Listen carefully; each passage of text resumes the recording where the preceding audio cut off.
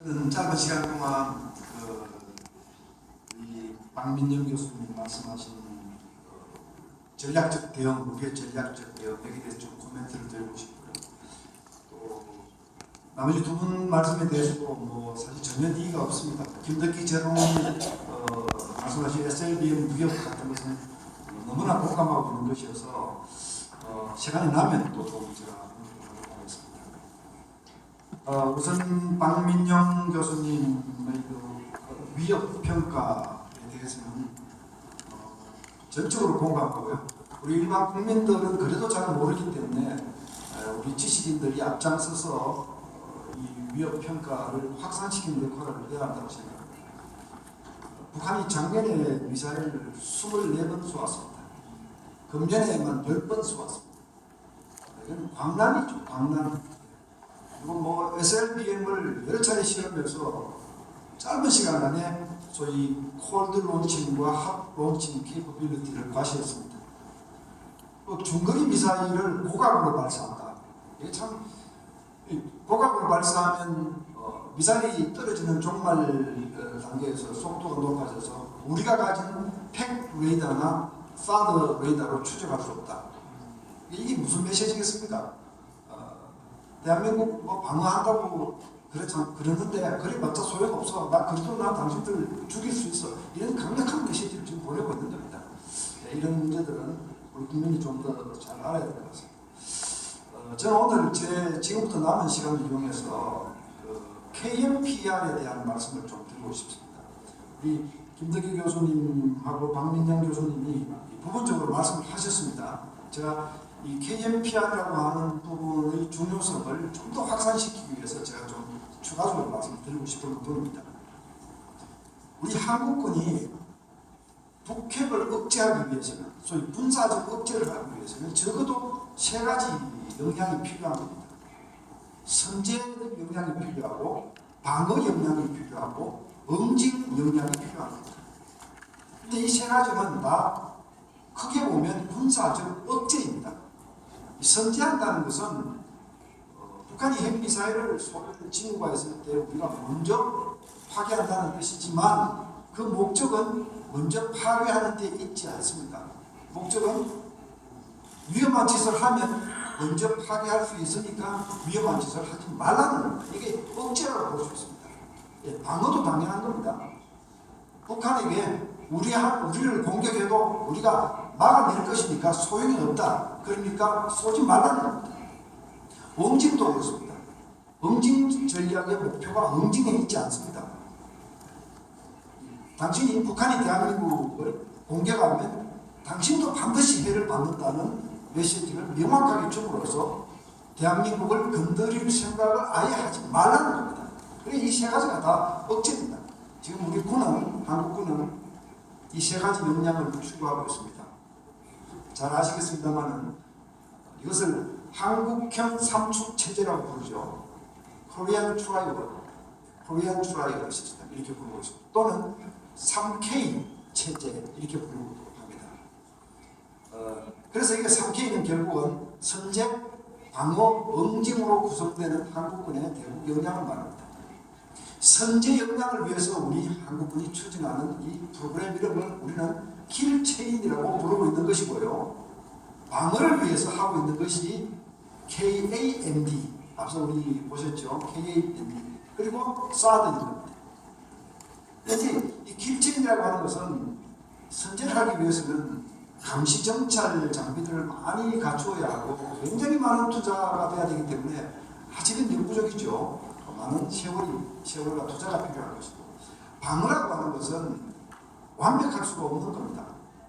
그러니까 더 모아 더 베타, 방어는 많을수록 좋다 이런 개념으로 보셔야 되는데 지금까지 우리가 구축했던 KAMD 시스템은 이 팩2 플러스 그러니까 단격, 한격의 방어망을 구축하는 것이었는데 북한 핵위협이 앞서 두 분 발표 보셨지만, 세 분 발표 보셨지만 급속도로 고도화되고 있기 때문에 이것 가지고는 안 된다 하는 공감대는 벌써 전부터 전문가와 우리 군사에 형성되어 있었습니다.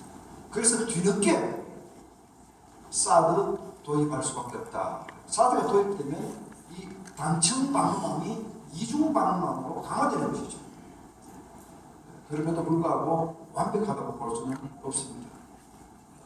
그런데 이제 이 사도 관련해서 지금 대한민국에서는 정말 해퍼닝이 벌어지고 있습니다. 이스라엘 같은 나라는 4중 방어 체계를 가지고 있습니다. 4중 방어를 가지고 있습니다. 일본은 2중 방어를 가지고 있는데 한 층을 더 추가하기 위해서 지금 고민하고 있습니다. 많은 나라들이 방어는 이렇게 국민을 지키는 것이기 때문에 좋다라는 생각을 하고 있는데, 아마 이 나라들이 대한민국에서 사드 도입, 사드 배치 문제로도 찬반 논란이 있다는 사실 자체를 이해하지 못할 겁니다.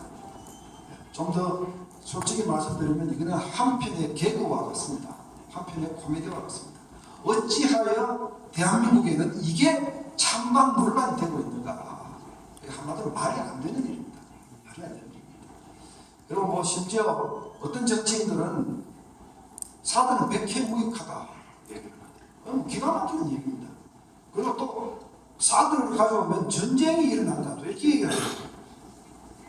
아니 북한에게 전쟁을 일으키지 말라는 메시지를 주기 위해서 사드를 가져오는데 사드가 전쟁을 유발한다. 이게 무슨 논리인지 모르겠습니다. 또 어떤 사람은 그 방어가 완전하지 못하다면서 왜 가져오느냐고 이렇게 반론을 제기합니다. 제가 그런 분들한테 이렇게 늘 또 재반론을 합니다. 귀하께서는 축구 시합을 할 때 골키퍼를 두지 않고 하느냐, 골키퍼가 상대가 쏘는 모든 골을 다 막아내느냐, 그거 아니지 않습니까? 그러나 막기 위해서 노력해야죠. 사도와 관련된 이런 문제는 정말 안타깝습니다. 그다음 이제 세 번째 옹진 전략과 관련해서 이건 우리 군이 작년 북한의 제5차 핵실험 전까지는 이 얘기를 하지 않았지만 작년 9월 9일 제5차 핵실험이 있자 한국이 스스로 응징 능력, 응징 역량으로 갖추겠다 이렇게 발표를 했습니다. 그게 KMPR입니다. KMPR. 그러니까 보십시오. 킬체인, KMAD, KMPR 이게 3K 체제인 겁니다. 그런데 여기에 대해서 제가 오늘 특별히 네 가지 말씀을 제가 결론적으로 드리려고 합니다. KMPR과 관련해서 첫째, 한국청, 우리 동료 여러분과 한국군에 대해서는 KMPR의 중요성을 인식해달라는 말씀을 꼭 드리고 싶습니다. KMPR은 응징입니다. 그런데 과거 냉전 기간 동안 소련과 미국 사이에 핵전쟁을 방지한 가장 큰 1등 공신은 아까 여기서 파워포인트에서 보셨지만, 김덕기 장관님 파워포인트 보셨지만 MED입니다. MAD, Mutually Assured Destruction. 이거는 곧 상호 취약성을 의미합니다. Mutual Vulnerability. 그러니까 너가 나를 해칠 수 있으면 나도 너를 해칠 수 있어야 한다. 이게 억제의 기본입니다. 그러니까 상대가 나를 해칠 수 있는데 나는 상대를 해칠 수 없는 소위 Unilateral Vulnerability 상태에서는 절대로 상대를 다룰 수도 없고 억제할 수 없다. 이게 사실 억제의 기본인 겁니다. 그래서 한국도 지금까지 북한의 WMD라고 하는 비대칭적 위협 앞에 일방적으로 취약한 상태에서 벗어나서 우리도 북한을 취약하게 만들겠다. 굉장히 중요한 거예요. 억제의 기본입니다. 억제의 기본입니다. 지금까지는 이 응징 역량을 사실상 미국의 핵우산이 제공해 왔습니다. 그런데 앞으로 대한민국은 미국의 핵우산에 플러스 더해서 한국 스스로의 응징력까지 합쳐진다면 북한에게 더욱 강력한 억제 메시지를 보낼 수가 있다. 이렇게 생각하고, 또 만약의 경우 한미 동맹이 약해지거나 핵우산의 크레디빌리티가 떨어지는 순간에도 한국은 스스로 대북 억제를 할 수 있다. 이런 차원에서 이 의미가 굉장하다는 것을 제가 다시 한번 강조를 드리고 많은 파급을 해주시길 바랍니다. 두 번째로는 여기 오신 우리 미국적 동료 여러분에게 간곡히 말씀드립니다. 한국군이 KMPR을 추진하는 것을 반대하거나 냉소적으로 바라보지 마시고 적극적으로 협력해서 한국이 이 역량을 키우는데 도움을 주시기 바랍니다. 저는 지난주에도 하와이에 한국, 미국, 일본 3국 전략대화에 와서 KMPR에 반대하는 우리 미국 분들의 목소리를 여러 번 들었고 한국에서도 여러 번 들었고 또 어제 브룩스 사령관께서 오찬 연설을 하시면서 말씀하신 것도 아마 여러분 기억하시는 겁니다.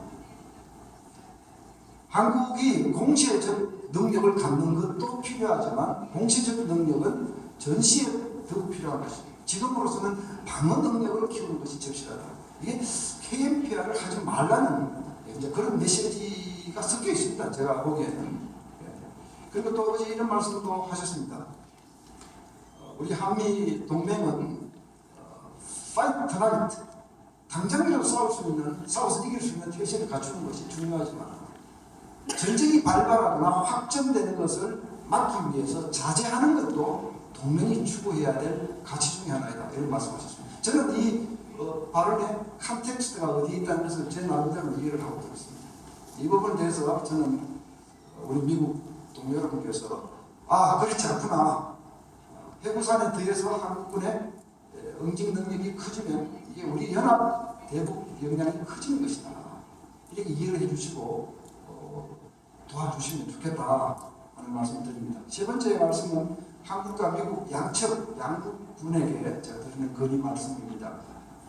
지금 저를 포함한 전문가들 사이에서는요 혼란이 있습니다.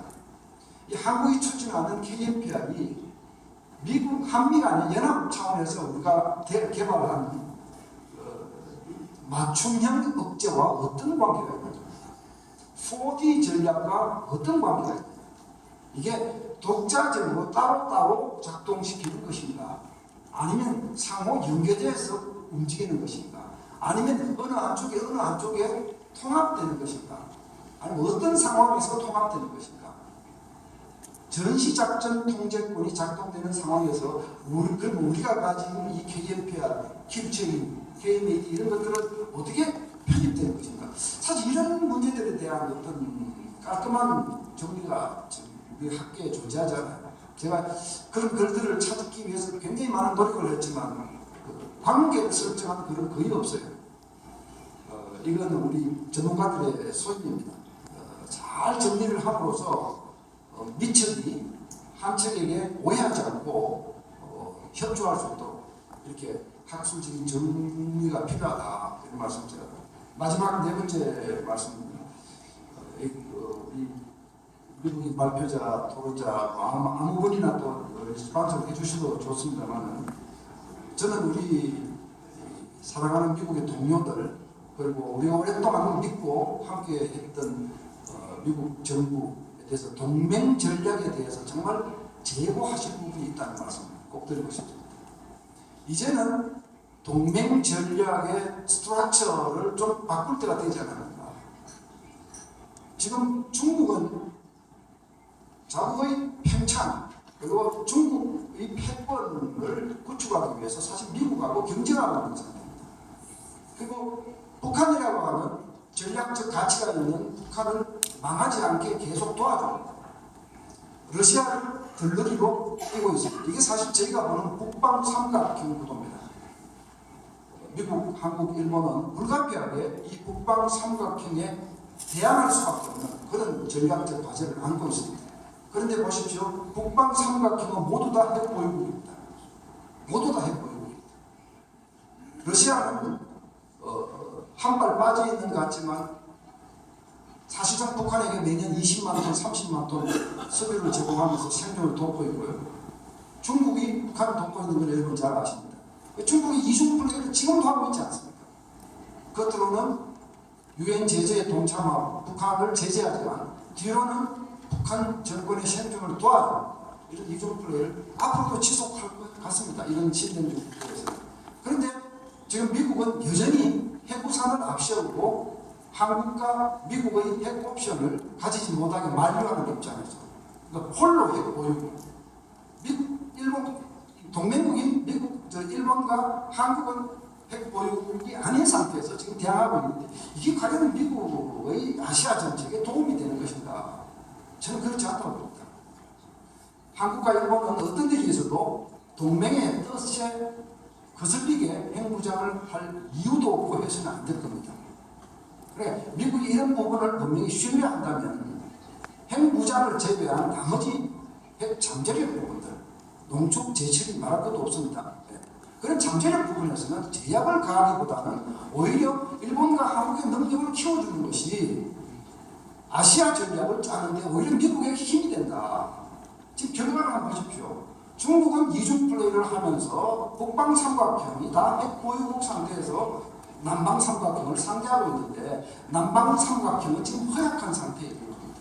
저는 이 구조는 트럼프 행정부가 한번 정말 구조적으로 재검토를 할 필요가 있다.